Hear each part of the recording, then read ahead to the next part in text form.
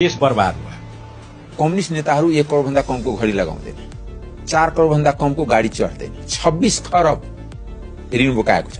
कुनै स्कुलको लागि होइन, अस्पतालको लागि होइन, इन्फ्रास्ट्रक्चर बनाउनको लागि होइन, कृषिको उत्पादकता बढाउनको लागि होइन, त्यसको मल बिउको लागि होइन, केको लागि? ठेक्का पट्टा दिने र कमिसनको लागि। मैले एउटा कुरा तपाईँलाई बताउँछु, राजा सार्वजनिक पदमा थिए, गणतन्त्र आयो, राजा हट्यो, त राजाको सम्पत्ति राष्ट्रियकरण हुन्छ नेपाल ट्रस्टको नाउँमा। यो नेताहरूको सम्पत्ति राष्ट्रियकरण हुनुपर्छ कि पर्दैन? Let's not jump, one by one जाउँ न। 3टा प्रमुख पार्टीका प्रमुखहरूप्रति तपाईँ औँला उठाइरहनु भएको छ। यथार्थ 72 को संविधान पछि जुन बिचौलियाको साम्राज्य भएछ, साम्राज्य छ, त्यो साम्राज्यको तहत उहाँ 3 जना राजनीति गरिराख्नु भएको छ। अब उहाँहरूको म्युजिकल चेयर 1 करोडलाई ट्रान्सफर गर्ने दिन गयो।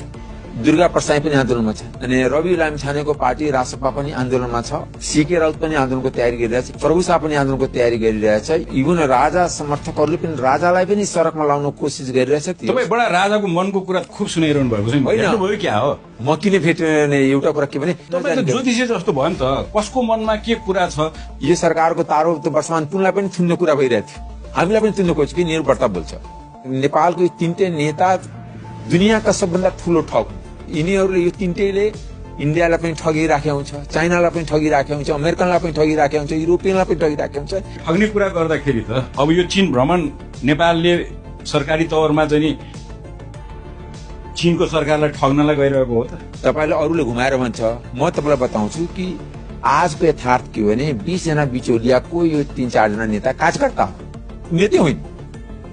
बिचौलियाले धम्काएर नामै भन्न सक्नुहुन्न। अब 4 जना कहाँ खोज्न जाने? तपाईँले त आज मलाई मराउनै चाहनुहुन्छ, तपाईँले यही विचार हुन्छ। कम्ती मलाई केही दिन बाँच्न दिनु न।